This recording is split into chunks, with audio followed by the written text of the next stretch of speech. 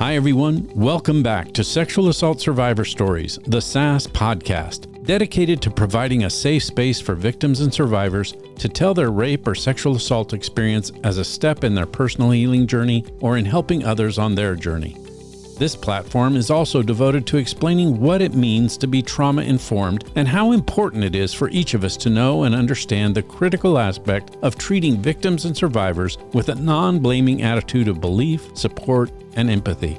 Sexual Assault Survivor Stories brings you counselors, attorneys, and other professionals who provide insights and education to further the trauma-informed approach. This is my goal, my mission, and my promise to my listeners. This is episode 104, another powerful episode with a powerful guest. She's been here before, several times, and it's time to bring her back again to bring us up to date on what she's been up to and what her plans are.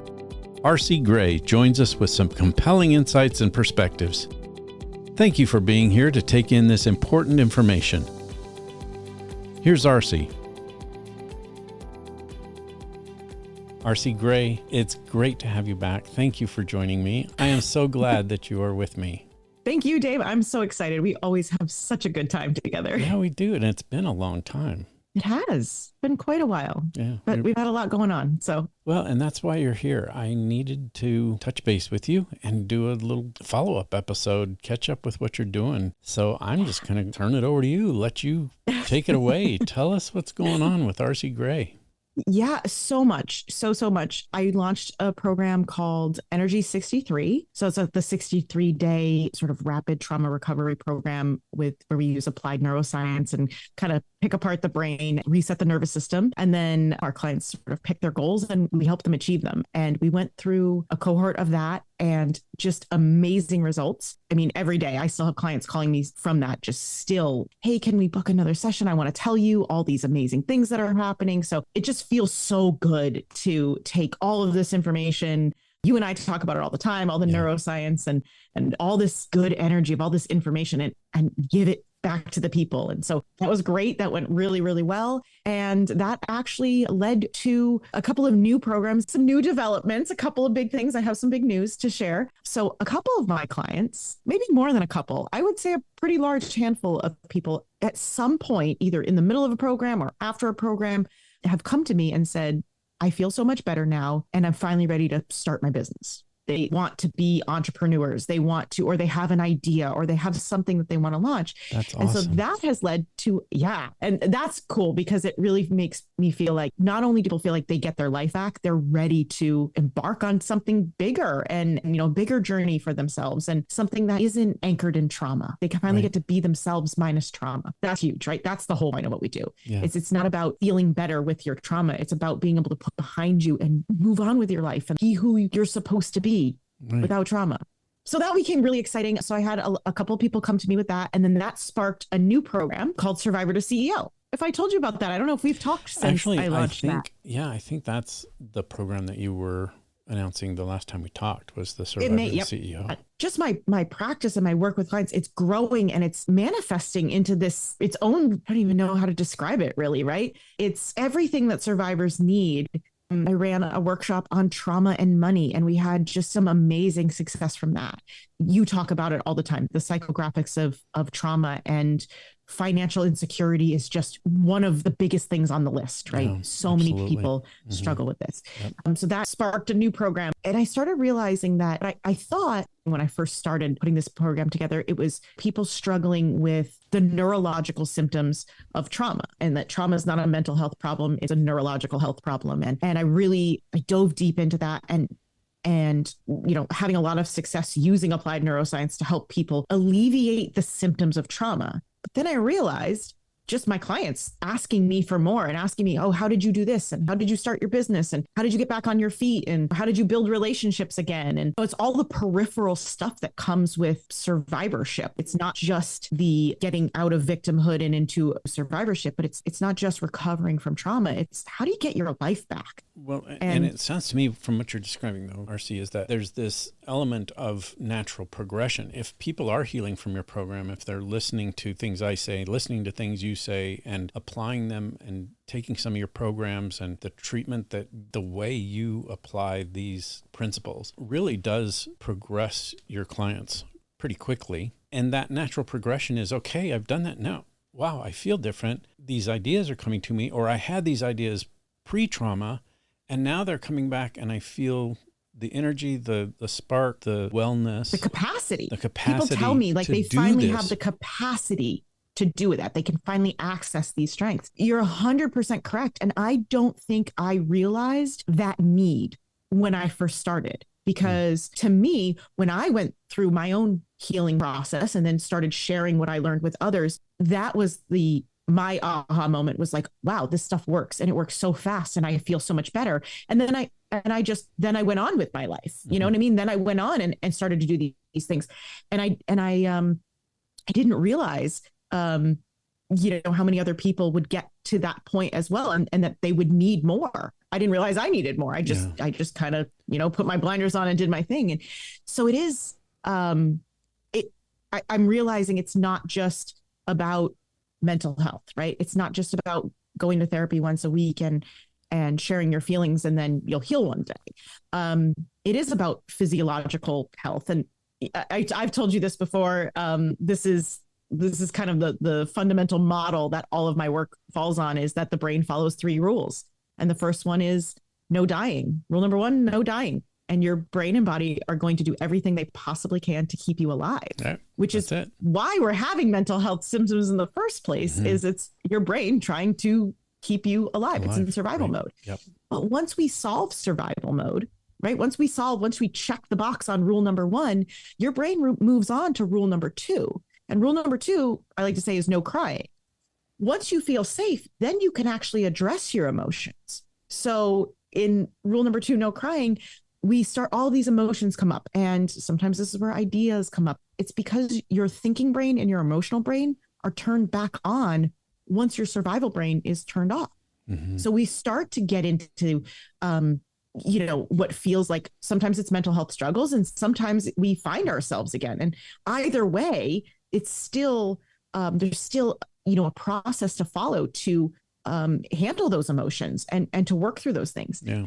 And what's really, really cool is that once you do that, once you check the box on rule number 2 and work with the emotional components, and that inner child is often what it's referred to, and you heal yourself, your thoughts and your feelings, then you actually get to rule number 3. And that's rule number 3 is if you are not growing, you are dying. So rule number 3 is no dying again. Sorry, I'm going to cut that part out. I'll re-record that. But sure.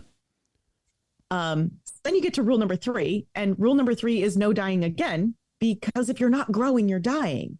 And it's so exciting to me that my clients, we take them through rule number 1 and rule number 2, and then they've gotten to rule number 3 and they're ready to grow, and they're just like full of these ideas. And like I said, a lot of them have sort of that entrepreneurial burn and drive in them because they want to give back. Once you've gone through this journey, you want to give back. That is such a great point. I'm glad you said that, because it immediately puts into my mind, it just activated in my mind 2 guests that are in that process, that did what you just said. They evolved through their healing process to want to help others. And one is Ashley Bendixson, and the other one is the one that just aired this past Tuesday, Aaron Stone. In fact, Aaron made a really impressive comment. I asked him, I said, what do you do to take care of yourself when you tell this story? Because that's what he does. He goes around, he used to do it in the military, but now he's retired from the military, and now he's doing it wherever he can.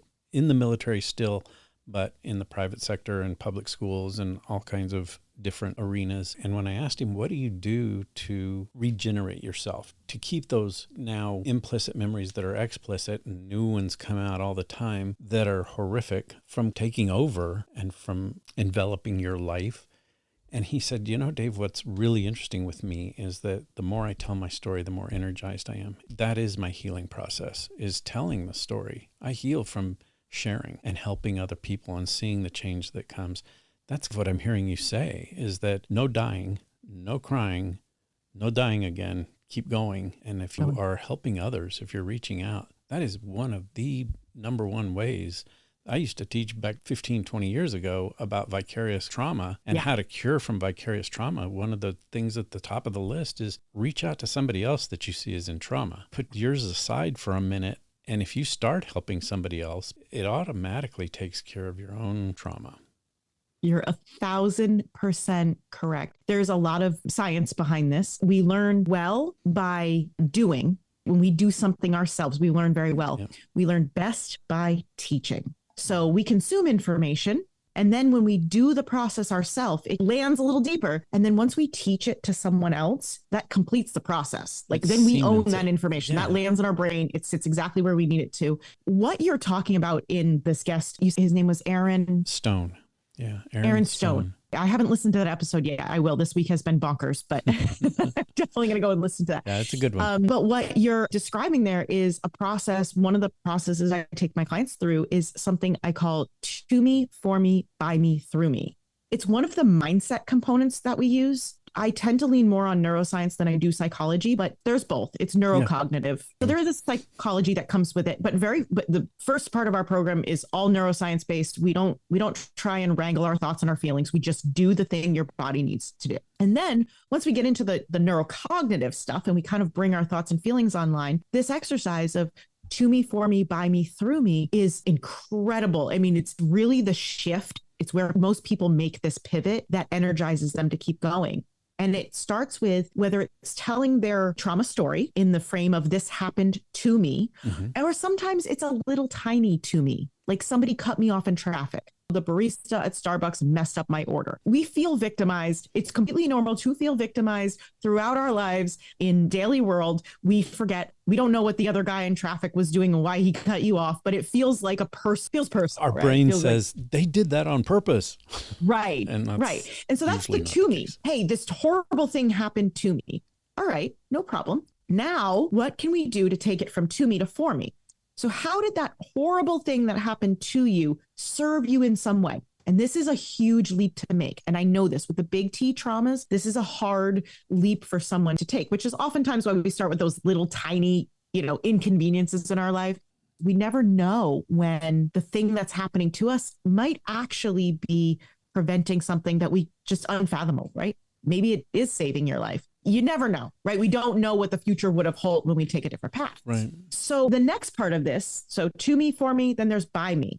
And this is kind of a two-part. The first part is if you're feeling really strong and courageous, you can tackle the by me in the, okay, what were my actions that contributed to this? What did I do? What happened by me that contributed to the experience? This is in no way victim blaming, right? But sometimes we can learn from this experience and say, okay, what could I do differently?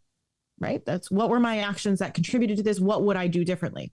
Now, when we take that to the extreme, this is where we often get post-traumatic stress and we become reclusive.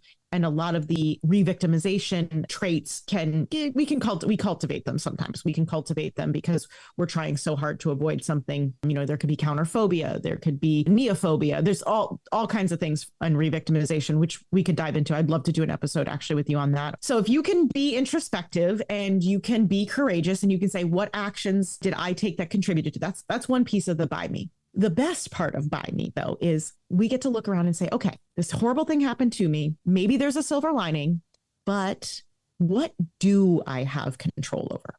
So we look to the things we do have control over in our lives, where we go, what we do, how we communicate. We also do have the ability to regain control of our nervous system, right? These are things you do have control. It doesn't feel like it. Sometimes it feels like we don't have a lot of control, but with the right resources, you have a lot more control in your life than sometimes it feels like. So we get to explore that. And then the last part of this, and this is where the growth comes in. This is where the who do I want to be minus trauma? How do I give back? This is through me. And this is where we say, okay, how can I take everything that I've learned and how do I give that back? How do I make a change in the world through me? How do I affect the world through me, through my actions? That's probably the most powerful phase in a healing journey. Yeah. Is when you feel like you've arrived. You might not be 100% healed. I don't know if anybody ever really is 100%, right? No, I don't think so. It's a journey of 1,000 destinations. Absolutely. That's what I say. Absolutely. But it does get to a point where you just said, that when it comes through me, you've healed enough that you're making an impact on others and you see the purpose and you see the results and it's motivational to yourself. Oh, it's so energizing. Yeah. So energizing. And I'll tell you, my clients have come to me with questions that I don't have an answer to, but I say to them, I don't know. I don't know. I haven't solved that yet in myself. Let's go figure that out together. Let's go on this journey together because I need that too. It's an immersive experience. Some days I'm a Sherpa. I'm leading you up a mountain I've been up 100 times. And other days it's brand new territory for me too. I enjoy the process of being courageous and putting my head down and going head first into the storm to get to the other side, because it means that I'm growing. It means that I'm healing. And I love. It's just my calling to just give back. Like, it's just ingrained in me. Well, you can hear it and you can see it in, not only for me watching you on Zoom, my audience isn't, but they will if you put this on your YouTube channel. I will definitely put this on my YouTube channel for sure. But you can hear it in your voice. You can see it on your face, but you can see it in the product of your programs that you're putting out also. And that's impressive stuff and helpful. There's a lot of gratitude floating around out there for you. So thank you. And you as well. I mean, every once in a while I call you and I text you and I say, another one just called me and they listened to your podcast and they found me and, they hunt me down, however they find me. It's honestly, it's how I sleep at night. And it's why I wake up in the morning is when I hear from somebody, what you said changed my life. The work we did, it changed my life, or it saved my life. Yeah. I have one client who, I think I recently told you this, but I would love to share this with your audience because it still gives me goosebumps. It still brings tears to my eyes when I hear this. She had listened to an episode of ours. We recorded an episode. I think it was the neuroscience of trauma, that episode, maybe the third or fourth episode we had together. Okay. And she called me. She had been sexually assaulted it was right before Thanksgiving, and she was seeking resources and there were no resources. Nothing was open. Everything was closed for a holiday.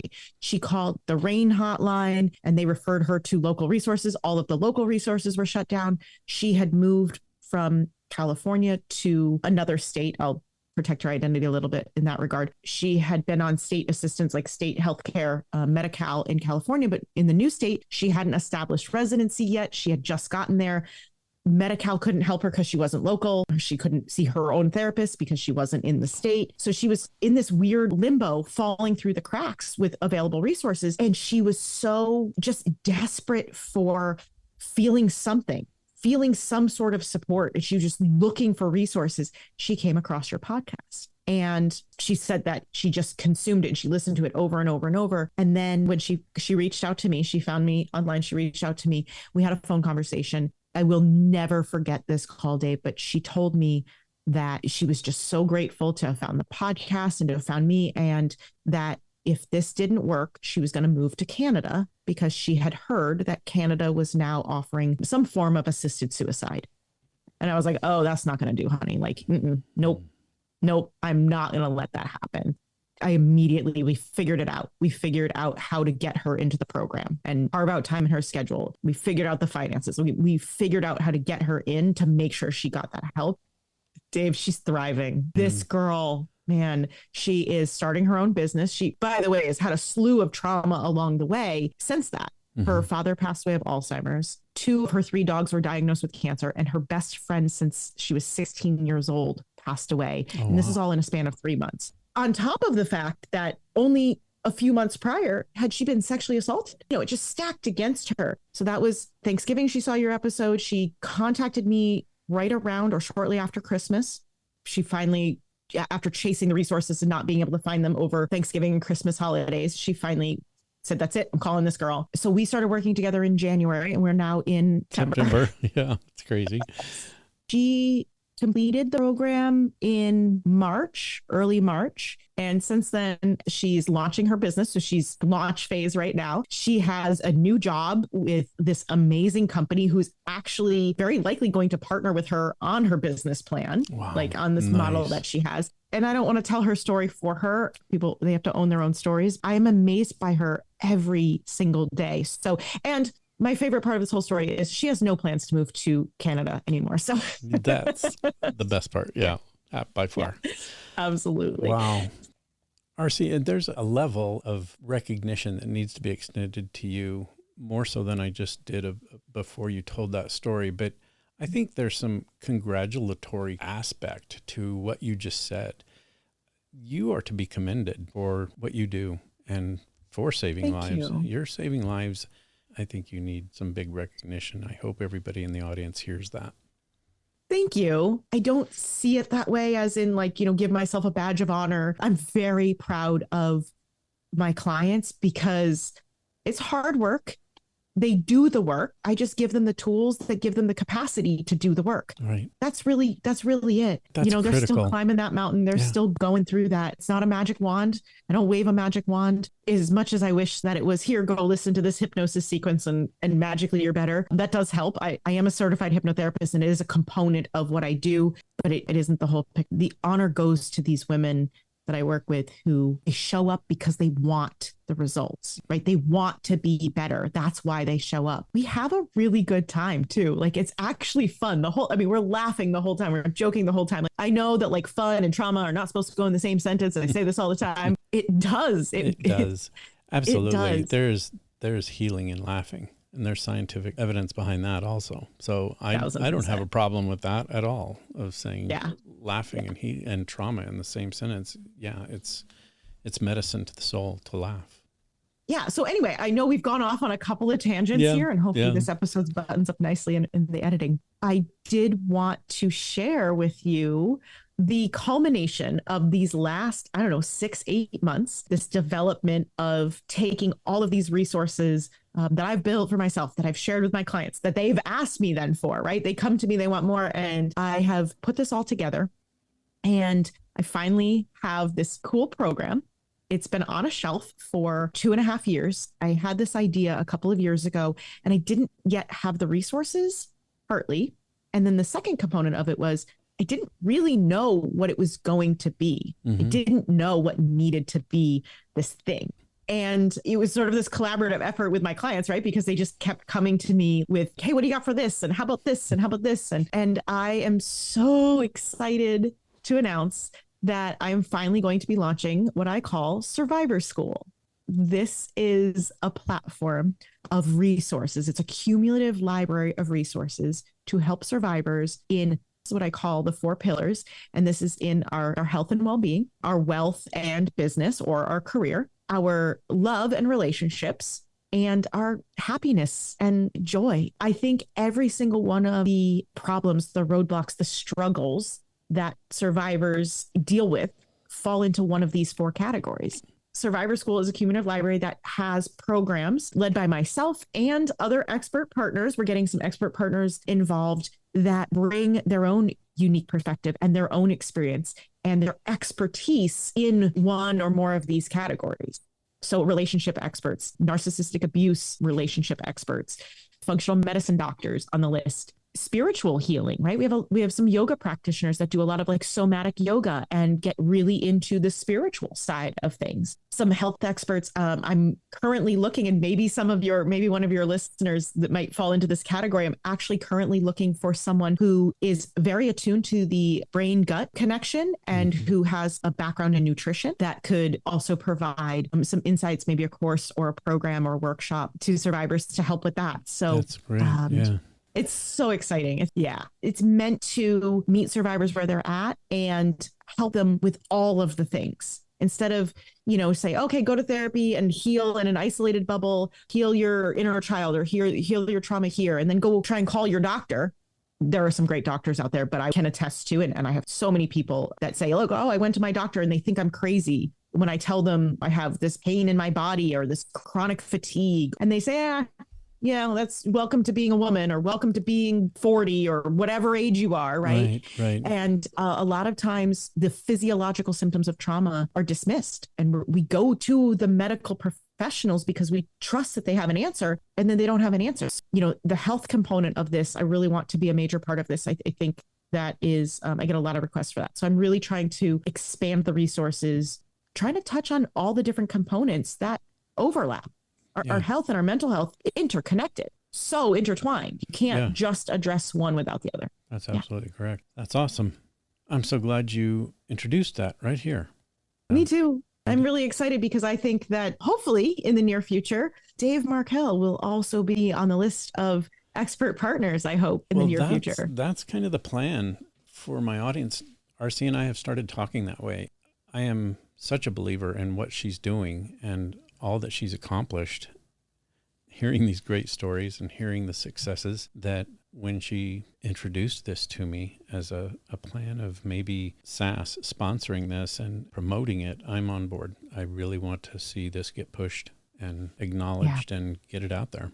I'm so excited. We're working on those details. We're going to make a lot behind the scenes needs to happen, and you've got a lot going on your plate. Building your platform. Your platform is growing and exploding, and there's a lot going on over there. I'm so excited that you're on board. This is great. Yeah.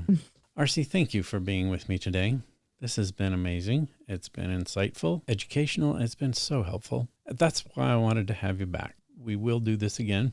Awesome. Well, I look forward to it. I always enjoy our conversations, and I so value and appreciate what you do. Like I said, you've created a platform for survivors to tell their stories, and it's just so important. And it's making a massive difference. I get text messages 2 or 3 a week. People find me, they email me that you make an impact in their life. So thank you for telling me that. Yeah, I get those too. And it's so important to acknowledge those. I want my audience to know that I sincerely appreciate those comments. They are fuel to my soul. They keep me going. They keep me wanting to put out more and more episodes. I just got one last night. We've been talking for months, and then we just both kind of went quiet on each other because she's got stuff going in her life. I've got stuff going in mine. But all of a sudden, out of the blue, late last night, I get this text, and she says, "I'm ready." That's all it said. She's been trying to figure out whether or not she could tell her story on the SASS podcast, and she just texted, "I'm ready." I cannot tell you how grateful I am. I mean, what we're looking at almost 3 years ago, 2 years and change maybe now. 2 years, yeah. But you found me on the internet and you hunted me down, and we had a great conversation. I am so grateful for that. There so many things have come from that in my journey, in my career, in my coaching practice, but deep down inside me, this certain level of confidence to continue to pursue this. I owe so much of that to you. So your listening audience can't see, but I'm throwing you hearts. Thank you. I just want to push it right back to you, because it's you being willing and able to tell your story that has really made an impact on so many lives. And that's why you keep getting texts and emails from people, is because you have made a huge impact. The thank yous go right back to you. Thank you so much. All right. We'll talk again soon. Count on it. Definitely.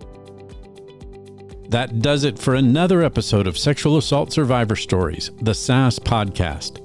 I have no doubt that you feel as uplifted and inspired as I do by the information that Arci Grey provided this week. Thank you from the bottom of my heart, Arci, for taking the time to join me and sharing such powerful information and insights. You are amazing and strong, and I look forward to our next visit.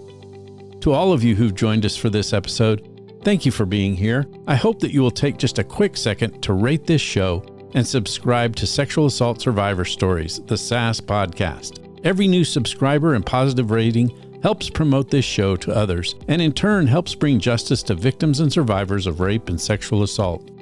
Thank you for your support. It would also be extremely appreciated if you would go to the new Sexual Assault Survivor Stories page on Instagram and click that follow button.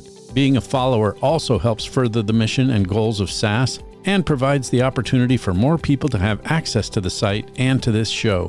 Thank you in advance for following. I look forward to being with you again next Tuesday as I bring you another amazing guest. In the meantime, don't forget to start by believing. Whenever you encounter a victim or survivor who's reaching out for support in telling their rape or sexual assault experience, because we all know someone whose life has been impacted by rape or sexual assault. We'll see you next week.